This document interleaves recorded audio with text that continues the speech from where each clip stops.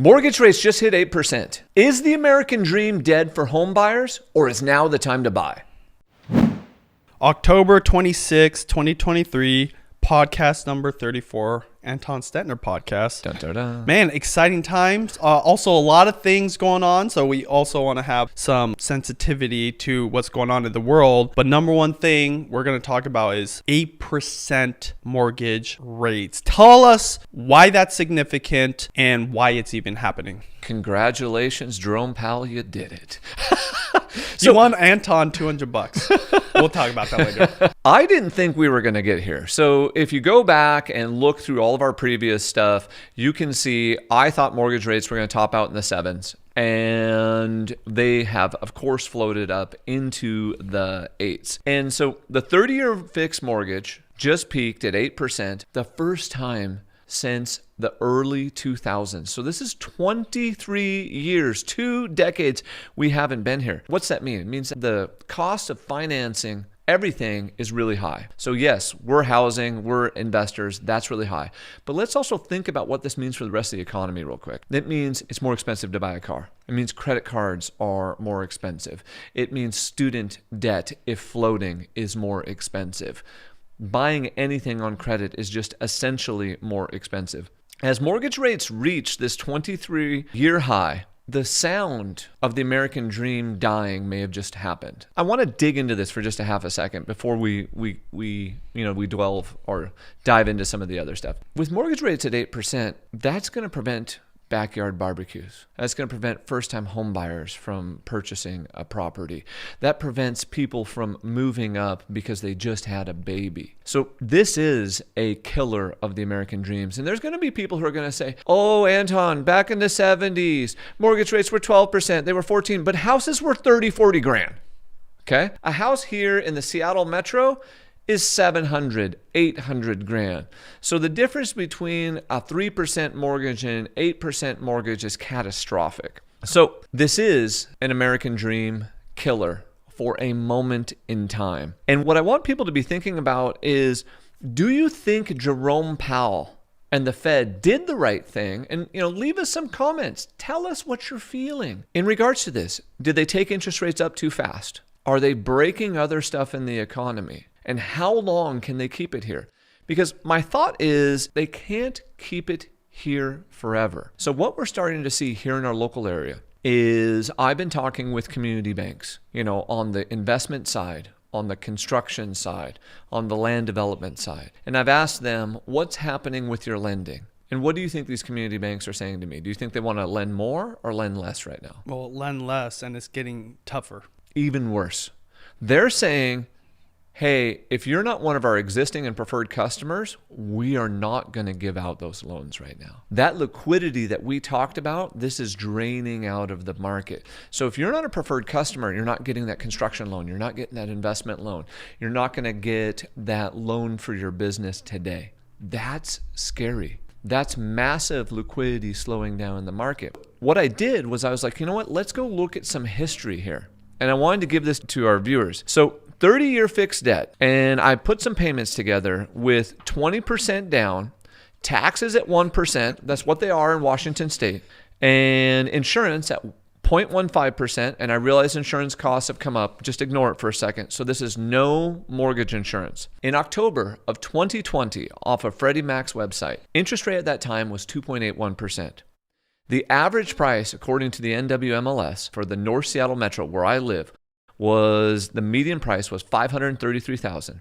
That means with taxes and insurance and 20% down, your payment was $2,265. In 2021, it was just a little over 3%. The average house was $649,000. Your payment was $2,814.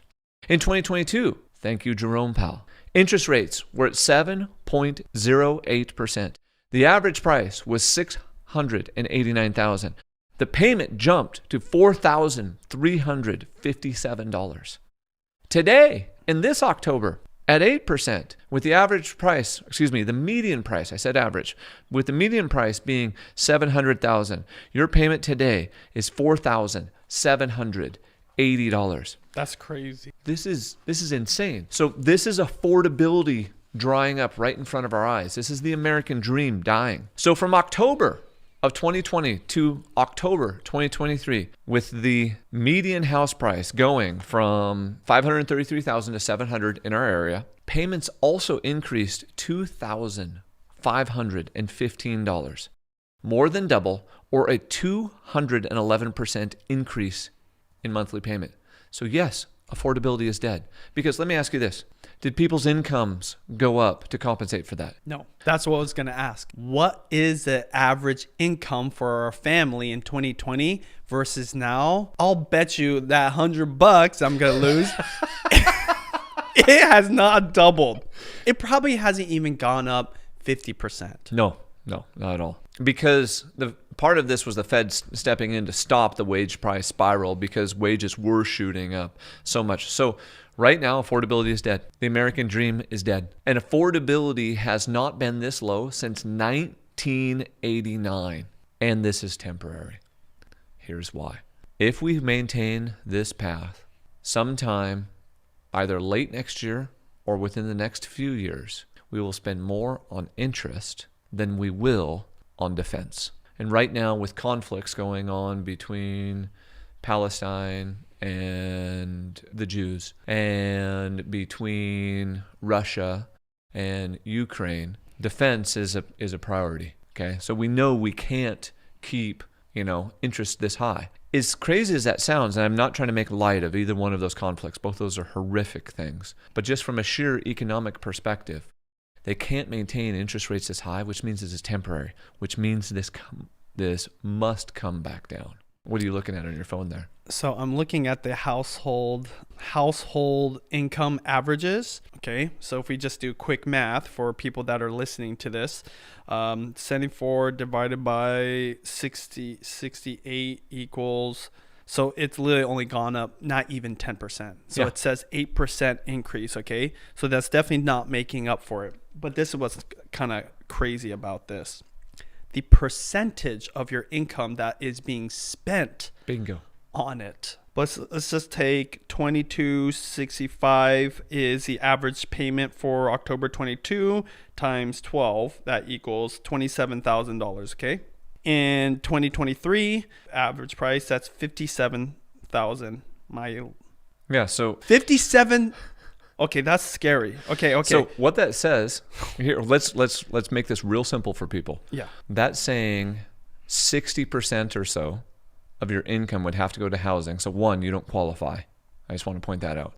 Two, it means you're required to have more than a dual income family and more than the average income in your area in order to be able to purchase a home right now. Okay, this is scary numbers. Now, these aren't super accurate, but we can even ballpark these and give it a little bit of grace, okay? Already in 2020, based off of these numbers, it was saying that the average household had to spend 40% of their income if they were buying into a new house, okay? Yes. During that time. Let's just take off 5%. Let's say 35, right? Yep. It should be at 30 or less, but that's still a lot. Even if it was at 30, that's a lot. 35, okay? That's averages. This isn't people actually already living in a house that bought previous. In 2023, this number is so ridiculous, but it's going to show you what's going to happen in the next 6 months. In 2023, 70+%. Yep. It's actually 77, but it's just so mind-boggling. So let's just do the same thing. Let's tack off 15% off, okay? That is still in the 50-60% range. To simplify it for people, why this is really important. As an investor, I look at this constantly. If there's one metric that I personally look at to tell you where the market is going, is how much of your household income is spent percentage-wise on your actual home payments, whether it's rent or your mortgage. Yep. It should be less than 30%. Healthy is 20 to 30%. Obviously, you want it lower. If it's already over 30%, that's just ridiculous. If this is accurate and it's 50-60%, what it means is people aren't buying the house. And it's forcing them to be renters. And this is what's also going to happen eventually. If inventory is low, rents will go up. It's going to force rents up. And what we didn't talk about is the fact that inflation affected everything else at the same time. So groceries are more expensive, gas is more expensive, electricity is more expensive, insurance, on down the line, all of them are more expensive. So everything's coming to a point here. House expenses are higher. Yes. Your mortgage or rent is going to be higher. That means you're going to buy less of everything. The whole not having barbecues, it means that you're not going to invite people and go buy them fancy steaks. You might just cook it for your family, but you're getting the little like sirloins, right? We might have to switch to hot dogs. Unless income goes up at the workplace and in Yes. business, which highly likely not going to happen because they've actually just been doing it right now. So all these are things that could negatively impact just the world and economy, but more specifically, buyers, Yep. and then potentially sellers down the road. Not a drop in house prices. This is my guess. It's not going to be a drop in house prices. It's just going to stay here, which is already crazy because it's unaffordable. The only thing that can change is how much you make has to go up. What if that not only stays the same, but dips down and doesn't come back up? It means less people are going to be buying, selling, moving. It's just freezing the market. Is the American dream dead of owning a home? The American dream is not dead, but right now it's wounded. And we were looking at some numbers and what would need to happen to get affordability back in line. So if house prices just stayed stable, rates would need to fall to 3.5% again to be back to the historical average. I don't think we're getting that. If home prices grow at 5%, we need rates to fall to 3.16, which is even lower than the 3.55. By the way, 5% is a historical average, right, of homes appreciating. Yeah, exactly. That's very normal appreciation. Now, in some markets, they appreciated so much, they probably stole some appreciation from the future, and so expect them to be completely flat. I don't expect the Seattle Metro to be completely flat. I expect us to actually have in 24 above 5% appreciation, and we'll get there in just a second. If home prices stayed the same, but incomes went up by 5%, then we'd need rates to be 3.95 or approximately 4%. If mortgage rates stayed around 8, this is the mind boggler. Now, this was for the median price home for the US. You have to realize we live in a really unaffordable area here in the Seattle Metro. To be honest, most of the West Coast is. But if mortgage rate stays around 8% for the median home price, they would need to fall by 35% to compensate for the median home price. Now, of course, it's more here in the Seattle Metro, but I'm talking nationally right now. Or, and lastly, if rates stayed at 8%, prices at their current level, then incomes would have to go up 63% to compensate for this. So we know the Federal Reserve cannot maintain this. This is what I'm saying to my buyers, saying to my sellers, saying to my investors, is that this is a brief moment in time because none of this is sustainable.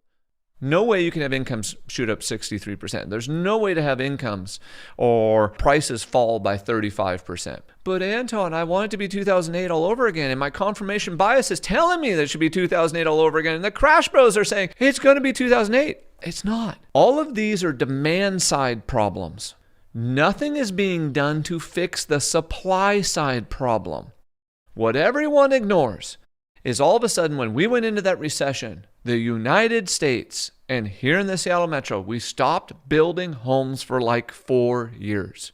Over that 4-year period, we still made babies and people still moved here. So our population grew. The land of the free, the home of the brave. It attracts a lot of people. We have a phenomenal economy and we have phenomenal civil liberties and rights, which I'm very thankful for right now, especially when you see what's happening in other countries. So we have this supply gap. Therefore, prices can't drop that 35% like they did in the Great Recession.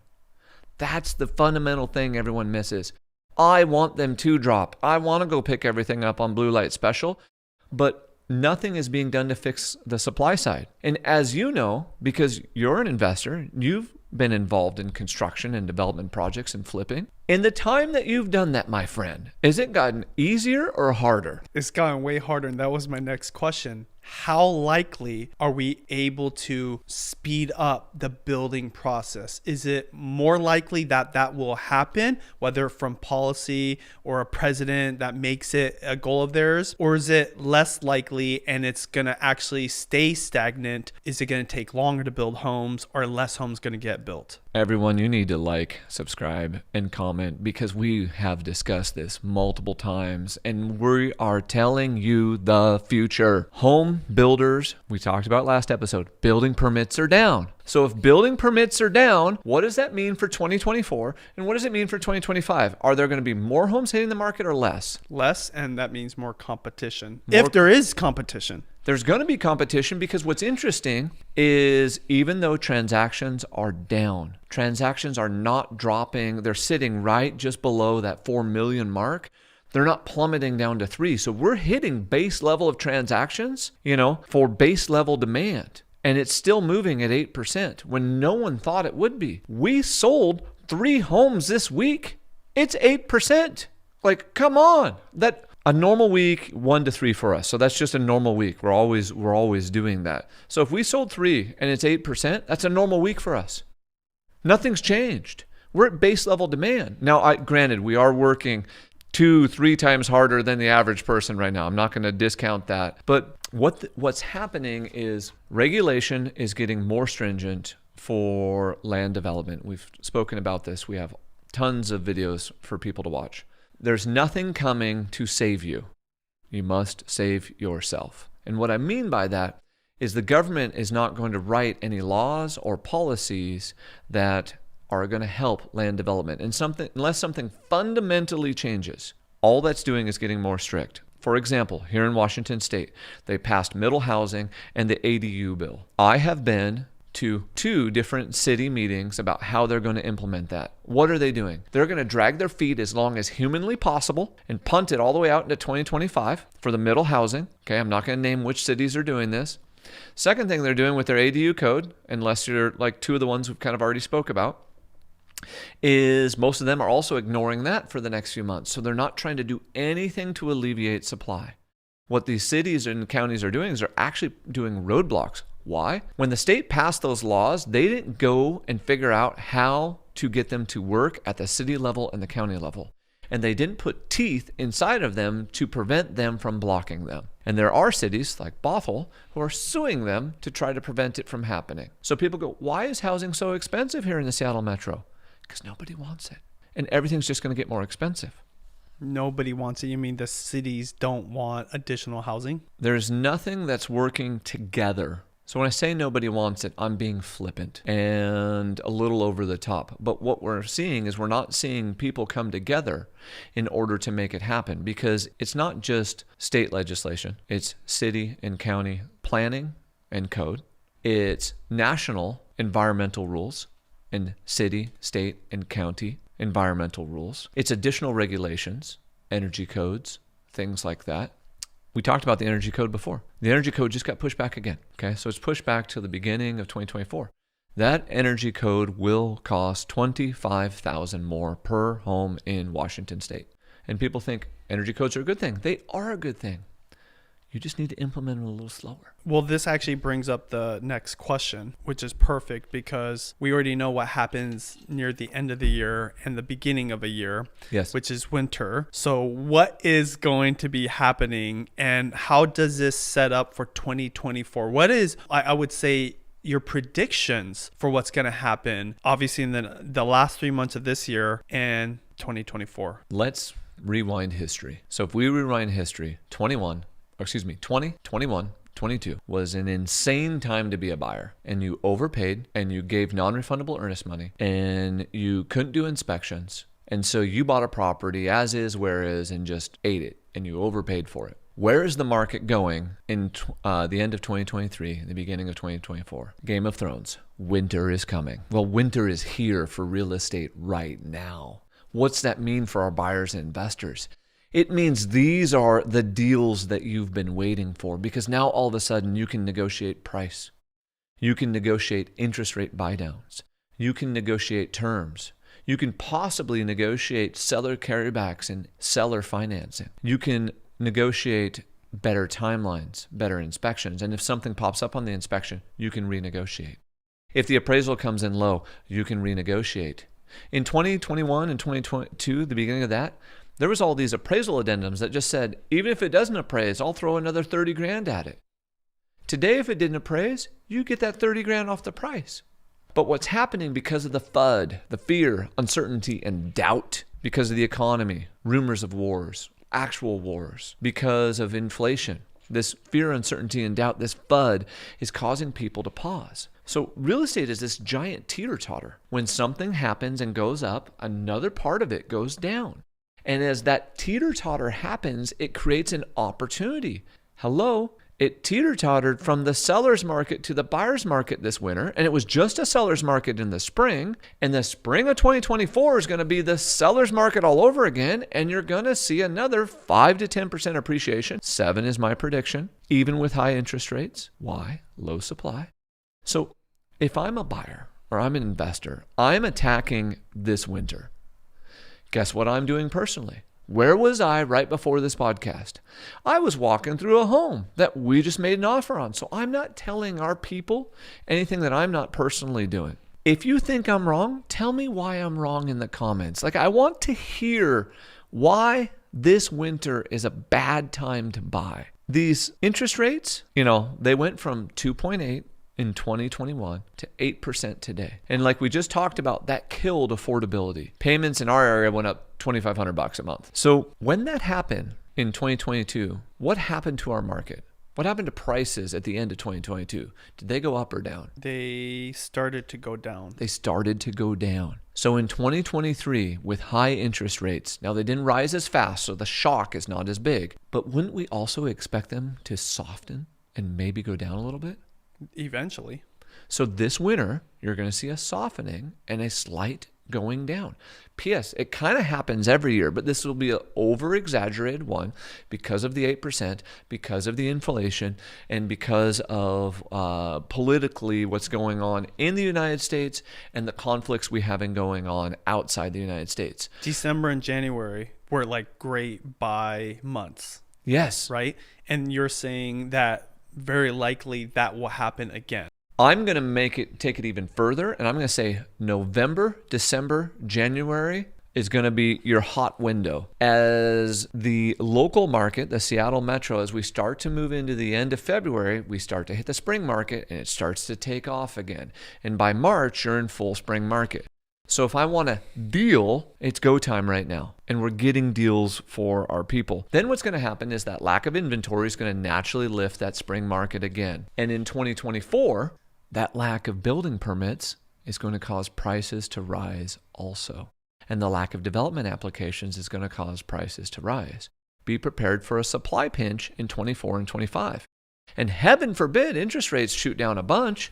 It's going to be a supply pinch with massive bidding wars. That basically forecasts what this winter is going to play out, what's going to happen or get teed up for next year. And I think the big question is, how do buyers, investors call you? On all of our socials, you can see right where to reach us. There's a link right there. You can text us in the pinned comment. You can simply Google my name, Anton Stetner. I am the easiest Anton to find because I occupy like the first 5 pages of the real estate on the internet. So what were you doing before this? You wanted to tell me, but you said we had to wait for the recording. We had to wait for the recording. We went and hunted a property off the market. This property is worth about $470,000. The property needs some love and you can build a dadu in the backyard. We got the property off the market because we've been telling our buyers it's go time. So we lead by example. We got this property under contract for $417,500. $465 is the market value. Boom. Built-in margin. There's a tenant in the property, so the inspection's happening this morning. I run over to the inspection. The tenant meets us there at the gate. The gate is locked. They actually have like a bike lock through the gate. They have a bike lock through the fence where the cars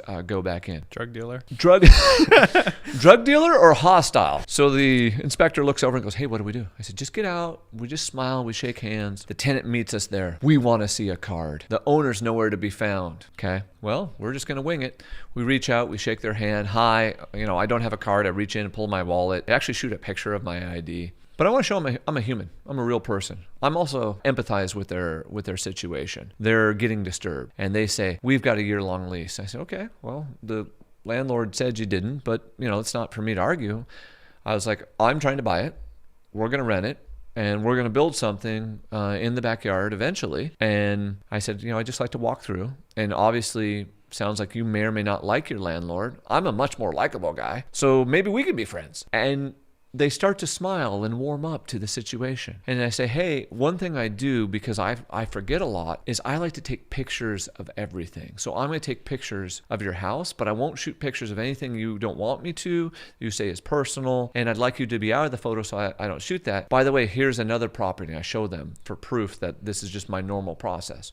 They said, okay. So I walk in. The tenant immediately starts unloading. This is what's wrong with the house. This is what's wrong with the landlord, blah, blah. Take everything they say with a grain of salt. But at the same time, listen, they know if there's a roof leak. They know if they've been a pest inspection or a pest infestation. They know what windows don't open and close properly. They know that the dryer, and they tell you all this stuff. I walk through it. I shoot all the pictures. I shake their hand. They say, well, what are you going to do? I said, to be honest, I don't know. I need my inspector to give me back the report. Then we may or may not renegotiate with the seller. We may actually just back completely out of the deal. And generally speaking, what we do is we buy properties like this. We improve them. We make them more beautiful than they were. And then with this one in particular, I'd like to build a dadu or possibly two in the backyard. I never don't tell people my plans, or I just throw my cards right out on the table and I just tell them exactly what I'm doing. I've found there's no reason to beat around the bush or hide what you're doing. And they said, well, would we be able to rent from you? Sorry, we were hostile. It's so emotional. Then she starts to cry. I said, no worries. It's okay. I understand. And so we're doing this surrender and comply. Hey, no worries. It's okay. I support you. I understand. Well, one of my family members actually lives right next door. Oh, thank you. So this place is special to you. Okay, that makes sense. I actually grew up right around the corner. Oh, that makes sense. My ex-husband lives right over there. I said, is that a good thing or a bad thing? She goes, it's actually a good thing. I said, okay, no worries. I just want to double check. Do you have any questions for me? And she goes, yeah. How long have you been doing this? 20 years. Are you a good guy? I said, do I seem like a good guy? Yeah. And so I was teasing. I go, do I seem like a better guy than your landlord? And she goes, yeah, absolutely. I said, but I'll be honest, I'm strict. We don't let things slide. So as long as we do that, we're happy to maintain things and happy to keep them looking good, but we're strict, which means pay on time. Don't be a problem. She goes, okay, fair enough. I said, cool. Shook her hand, walked away. Here's the moral of the story. 1, it's deal season. Go hunt down deals, get them off market or on market, but find deals. 2, treat tenants with respect, because you may inherit those tenants and they may be phenomenal tenants. I don't know. We'd have to interview them, put them through the process. 3, just tell people what you're doing, how you're doing it, and why. Don't hide. There's no point in hiding. This is what we do. This is how we do it. And then lastly, this is your opportunity to interview them without interviewing them. So you can make a choice about whether I want to keep them or not. Plus, this then creates an opportunity for you to then go renegotiate with the seller if the inspection comes back bad or if that tenant is a problem. And if that tenant is a problem, do not buy it without the landlord, the current one, getting rid of the tenant first. If they were a problem with that landlord, they will be twice as problem with you, so don't buy it with that unless you get $25,000 to a $50,000 discount on that particular property.